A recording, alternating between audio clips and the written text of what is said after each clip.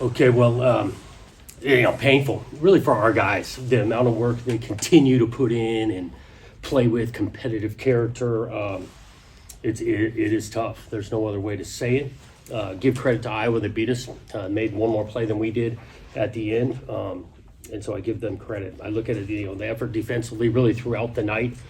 Did a great job. I thought the plan, the guys were executing the plan, flying around, got a takeaway that turned into points. And, throughout the night defensively was good. Offensively, we knew it was going to be tough. Like, there's a good defense on the road, things like that. We wanted to keep plowing away. Kind of broke through there in the third quarter to take the lead. And obviously, we want to finish better. Offensively, get the ball with the lead, get some first downs, run some clock, and obviously finish the thing with the stop defensively. Special teams hurt us going into it, knowing that returner's a good player. Wanted to challenge that to start. He hurt us early, and so then made some adjustments to get away from it, whether you're punting on offense directionally, and then the last two punts did not get executed the way we wanted, and that turns into a three-point loss. But I appreciate the effort these guys continue to give. It is painful, though, for them right now. The one punt that went outside the numbers, were you hoping for it to get out of bounds further, or just kind of Talking about corral? the last one? Yeah. Or the second to last one? The one that actually went out of bounds? No. It was real short? The one that he returned to set up the game That time one, yeah, touchdown. we were looking for something similar outside the white on that one. Like all the way out of bounds? Yeah.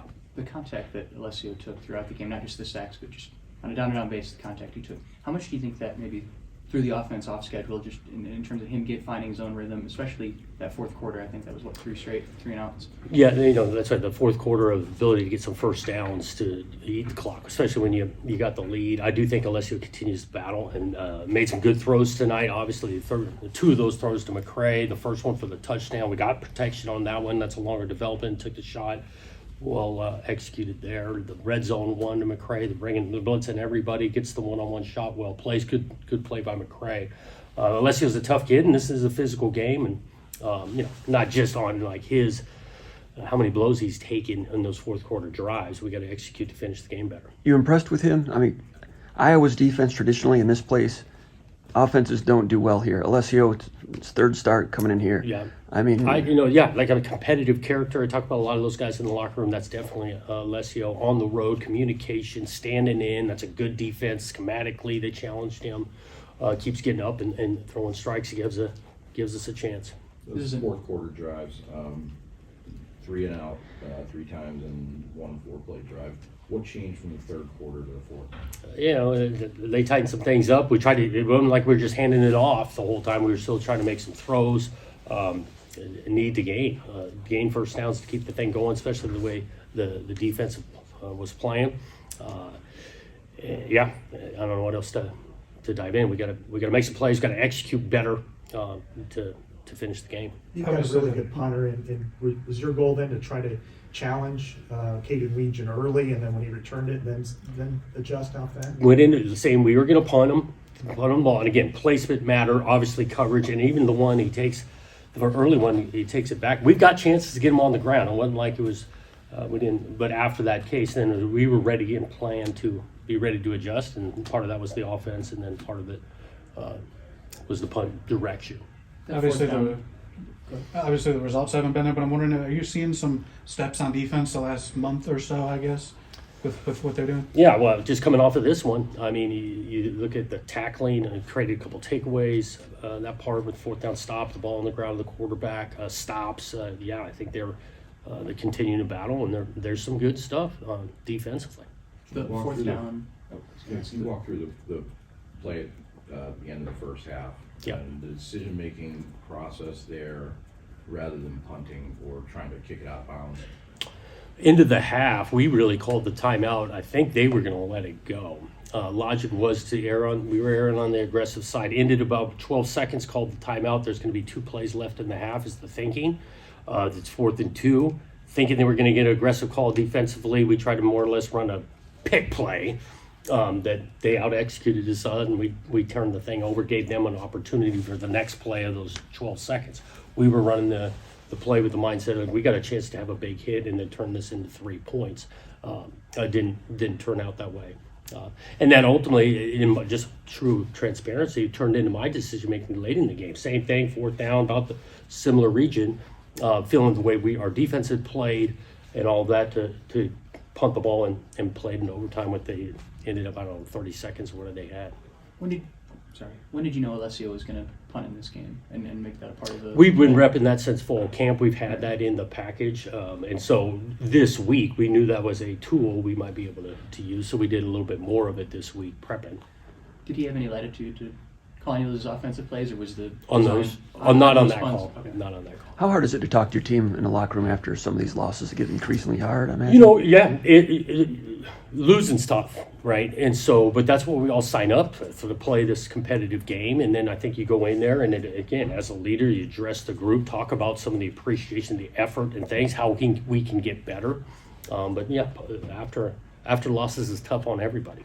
Kirk said earlier in the week it's a challenge for his staff to get his team to back up after a couple losses because they had sights on other postseason things and so forth. Whether or not they got themselves up is debatable, but how are you able to get these guys up? And would you agree that they have risen up off the mat a few times? Yeah, I think go back to this competitive character they've got, the mindset of they want to just keep on battling and doing this thing. I do think the day-to-day that's fostered on the day-to-day of a competitive culture that we've got, and these guys continue to compete. What went into the decision to put in Avion Gross instead of Armorian Smith there, and that third down tackle he made, or was it second? I can't remember. In the fourth quarter that he made. Omarion got banged up a little bit. He didn't finish the game. Omarion did. Yeah, and Avion's been getting in there and doing some stuff, especially on special teams. How much is this team following kind of the blueprint of what you want them to do? I mean, the results are the results, but are they fitting into exactly the way you envision them to, as far as the competitiveness and the way there's some steps that way, the competitiveness, the desire to come out and fly around, that kind of thing. Obviously we want to execute at a high level. We've got to be better, create some explosive plays. Obviously it comes down to the scoreboard and where points are out and keeping points off the board, but the competitive level, we've made steps there. Are you getting any sense for administrative support going forward at the end of the season and into next year? Do you guys talk about that at all? You know, again, we meet weekly, discuss. We'll plan on doing the same thing. Oftentimes, I turn into those conversations talking about what we need to do this week against the next opponent, and that's our approach has been week to week on that end. A couple more for Coach. Just sort of small housekeeping stuff. Aiden traveled. Not often you see a guy who's injured travel. I'm wondering what sort of A little bit of that value. was there was a chance, but a low chance. Andy's a captain, and where we're at on some of the travel roster in regards to guys' body blows. On others, there was some space there. We did the same thing with Cadillac this week because I think he's getting pretty close for next week. That was going to be my next one. Yeah. He warmed up in full pads. He just couldn't at the end. He wasn't cleared to play, but he's getting, like I said, closer. And so with the space we had to be able to travel, a couple of guys like that. And Aiden being a captain's a big factor on traveling. Do you Connor, feel like we got one more here and then one Okay. with Connor. do you feel like the program is headed in the direction you want it to? Do you feel like they're making enough steps that it's going to come? Like I said, it's some small snaps. Again, this thing is a lot about the scoreboard, and I'm not trying to shy away from that in any way.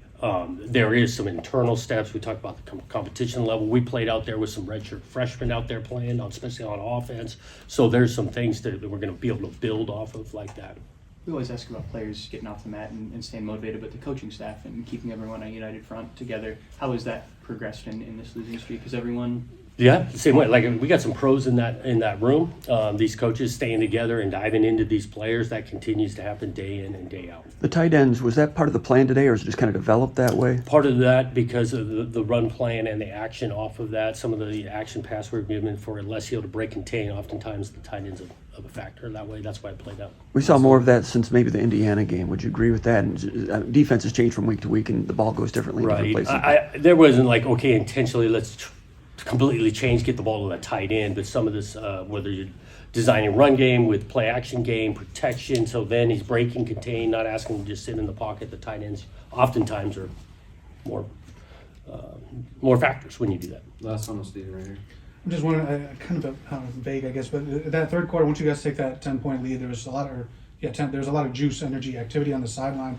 Do you allow yourself at all to feel like this one's going to end a different way, or can that not happen? We definitely want to feed off energy and momentum, 100%. But these guys are well aware how long these games are. We even just talked about it in the team meeting last night in regards to it is a long game, and yeah, we want to be able to ride momentum and capture that energy and enthusiasm. But we got to be able to finish for 60 plus minutes. How much are you wanting to see that sort of mojo in the locker room at the end of a game for these guys? Oh, that's what I'm back to. It's painful, like not just on those guys, but for as coaches, how much we work and we see these guys work.